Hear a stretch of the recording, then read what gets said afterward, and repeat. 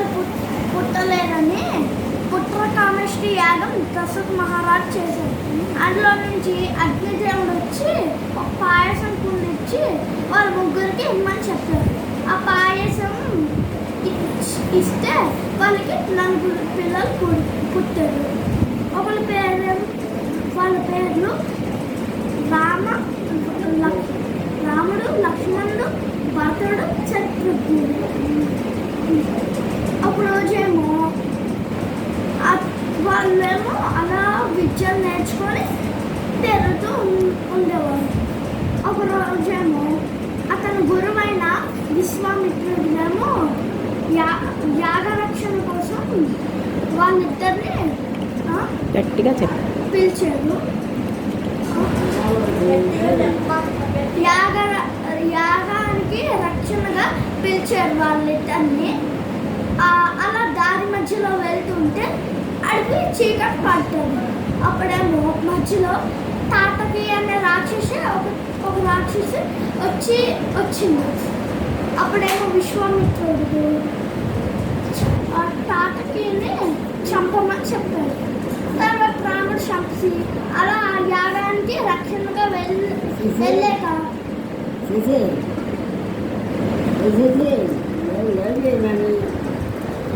యాగానికి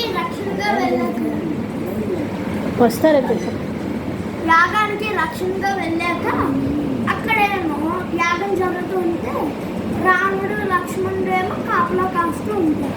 అప్పుడేమో యాగం జరిగే మధ్యలోనేమో సుబాహుడు, మారీచుడు అనే 2 రాక్షసులు వచ్చారు. తాతకి కొడుకులు. అప్పుడేమో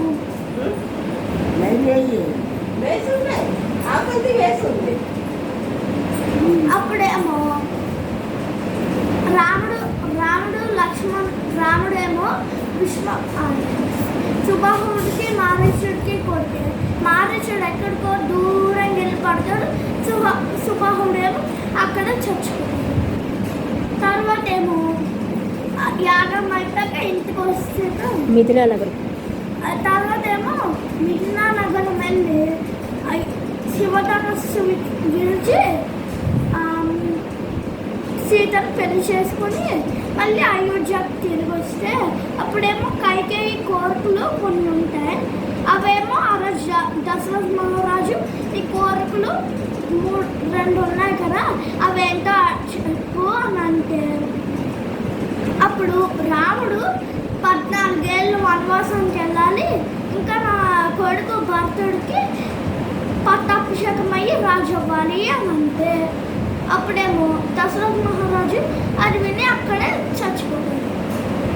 తర్వాత ఏమో రాముడేమో వనవాసానికి వెళ్తూ ఉంటే లక్ష్మణుడు కూడా అన్నగారు మీరు లేనిది నేను లేను అని అంటే సరే లక్ష్మణ నువ్వు కూడా రా అని అంటే తర్వాత ఏమో సీత వచ్చి నేను మీతో వస్తాను అని చెప్పి ముగ్గురు వెళ్ళారు అడవికి. పడవ మీద అడవికి వెళ్ళాలంటే నీరుని దాటుకొని వెళ్ళాలి కదా, నదిని దాటుకొని వెళ్ళాలి కదా. పడవ మీద అడవికి వెళ్ళారు. పడవ నడిపే వాళ్ళ పేరు గుహుడు పడవ నడుపుతూ ఉంటాడు. అలా అడవికి వెళ్ళిపోయాక చిన్న గుడిసె కట్టుకుని ఉంటే ఒక రోజేమో అక్కడికి శూర్పణఖ వస్తాడు.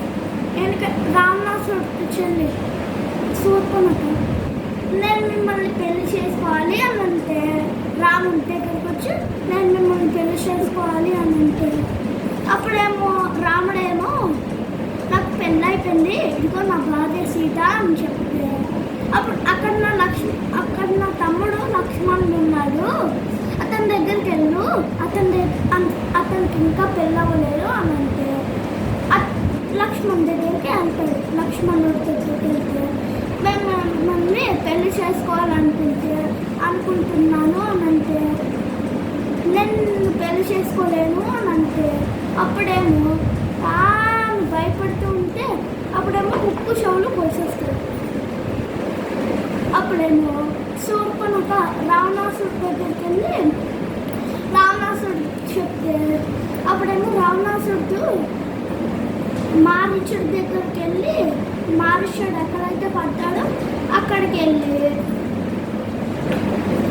ఏం చేయాలో మొత్తం చెప్తే అప్పుడేమో మారీచుడు ఒక బంగారు జింకగా మారిపోయి రాముడి దగ్గరికి వెళ్తాడు. రాముడి దగ్గరికి వెళ్తే అక్కడ సీత ఏమో ఆ బంగారు జింక నాకు కావాలి అని అంటే రాముడేమో పట్టుకోవడానికి వెళ్తే చాలా దూరం వెళ్ళిపోతుంది. ఇంటి నుంచి చాలా దూరం వెళ్ళిపోతుంది ఆ జింక. అప్పుడేమో బాణం వేసేస్తే అప్పుడేమో మారీచుడిలో మారిపోయి రాముడు గొంతు పెట్టి హా సీత ఆ లక్ష్మణ అని అంటాడు. అప్పుడేమో లక్ష్మణుడేమో సీత ఏమో మీ అన్నగారికి ఏదో ఆపద వచ్చింది వెళ్ళు అని అంటే ఒక గీత గీసి ఈ గీతను మీరు అస్సలు దాటకండి, మేము వచ్చే వరకు మీరు అస్సలు దాటకండి ఈ గీతని అని చెప్పి వెళ్ళిపోయారు.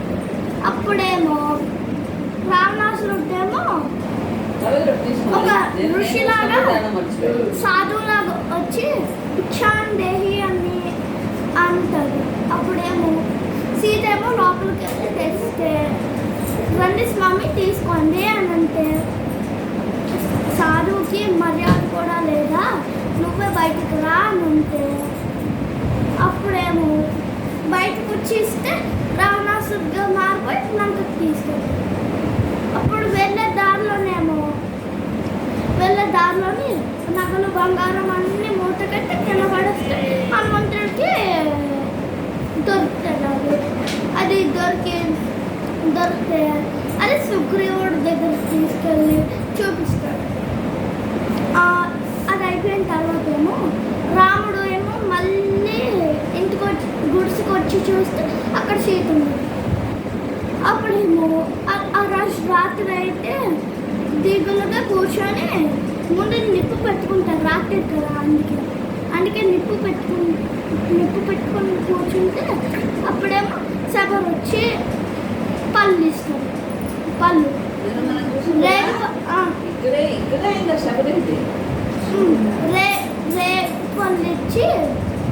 రేపళ్ళు ఇచ్చి ఏవి బాగున్నాయో ఏవి బాగాలేవో అన్నీ చూసి తెచ్చాను తినండి అని రాముడు